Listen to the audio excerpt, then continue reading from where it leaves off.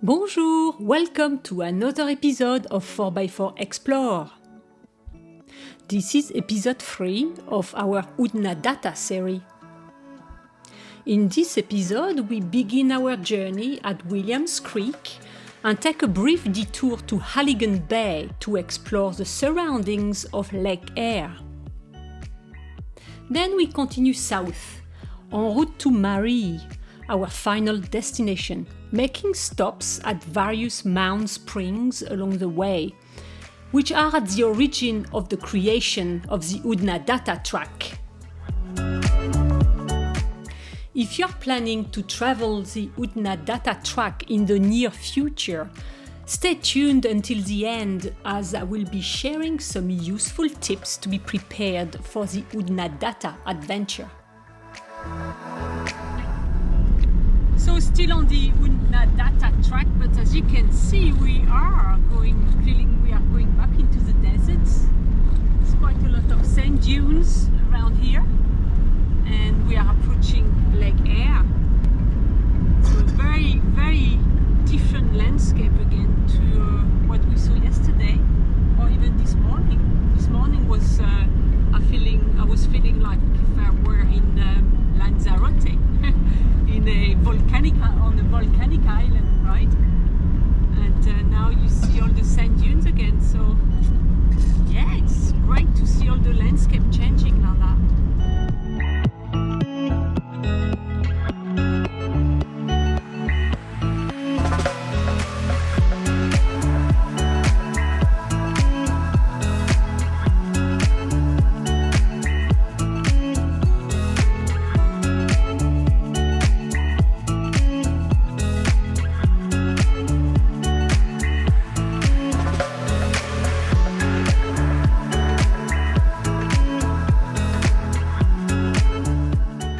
This is it. This is Lake Eyre.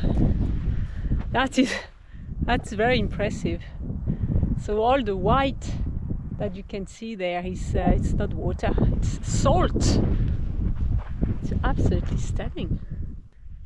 It's really, really nice, very flat, but all very unexpected color, because you would expect to see some water there, so to see some blue there.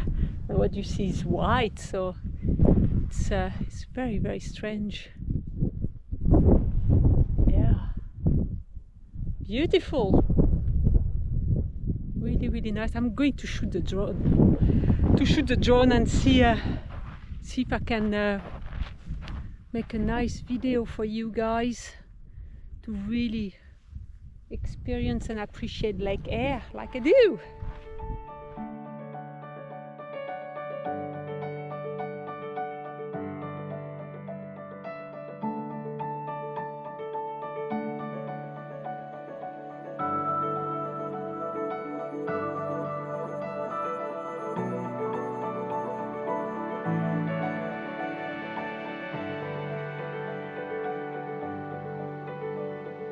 Then, what do you think of Lake Eyre? Beautiful, isn't it? And I walk to the middle to where there is a lot of salt on, like a nice crust of salt, and I can tell you I dug a little bit underneath, and it's very, very moist. So I think it was not long ago that there were water in there.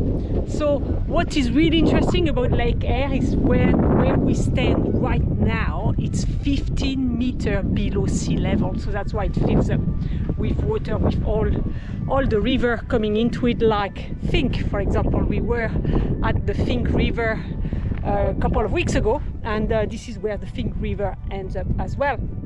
So but anyway, when Mr. Eyre, John Eyre, discovered Lake Eyre, he was very disappointed because there was no water into it, and for many, many years people thought that yes, that was just a fake lake. It was only until 1948 that they realized that yes, it was filling up from time to time, and actually at one stage later on in the 19th century it filled up so much that there was as much water as the Sydney Harbour. There you go. So a lot of very interesting fun facts, but what beautiful and peaceful area. Absolutely stunning. I love white. White is beautiful.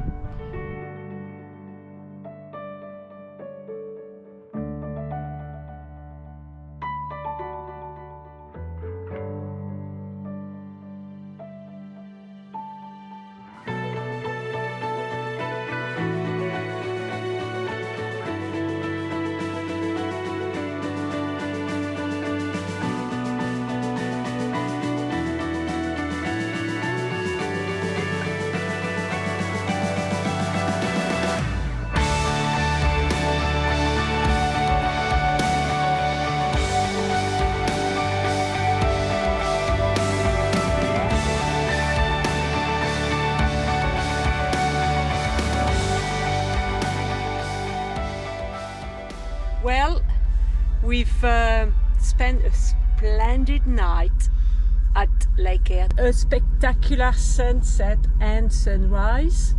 It was awesome, really good. And the stars was beautiful, wasn't it, Keith?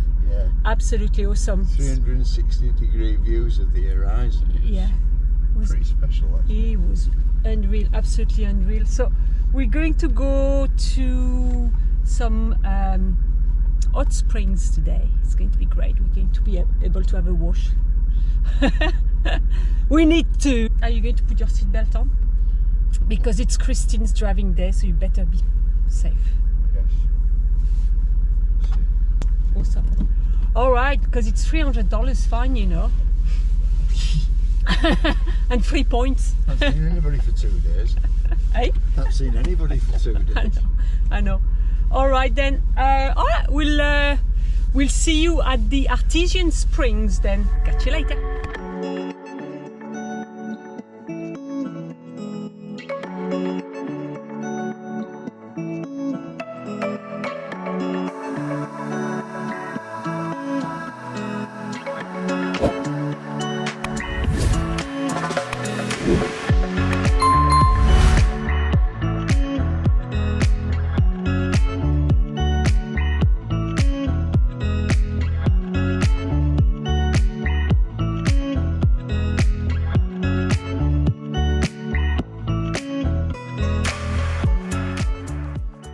Well, this quick bath at Coward Spring was nicely refreshing.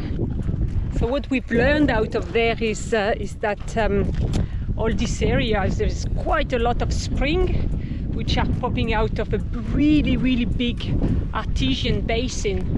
And actually that artesian basin is the biggest in the world. It's 1/5 the size of Australia. So it's quite interesting. So now we are at Blanche Cup, and it looks like this is where waters are coming out of the ground.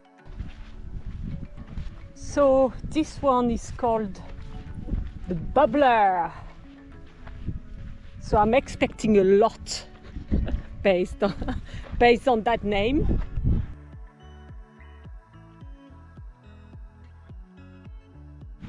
Well, that was super interesting to see all those natural springs like that, and I was amazed to hear about the great artesian basin, which is again the largest in the world.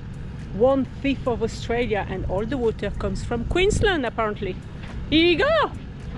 You know that there is all that water, all that underwater basin. And look how dry it is here.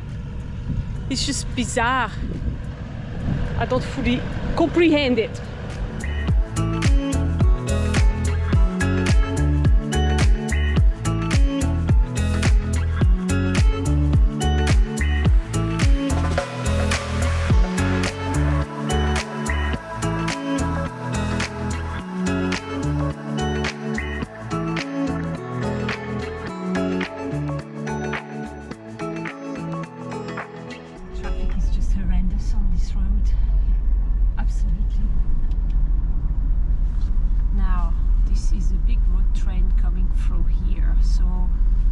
Let's get ready for the dust. So we're just parking up. Maybe Keith is even going to turn off his engine. So the car just doesn't suck all that terrible dust into it. All right. Are you ready for the dust? Oh, this is only a small. I was hoping he was wetting the road, but he's not. That was only a small cameo. Yeah, it was a water tanker. Ah, well, here you go then. I hope he was wetting the road. Yes.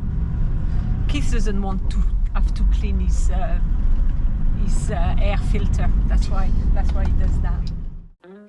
Here are some practical information for those planning to drive the Oodnadatta track.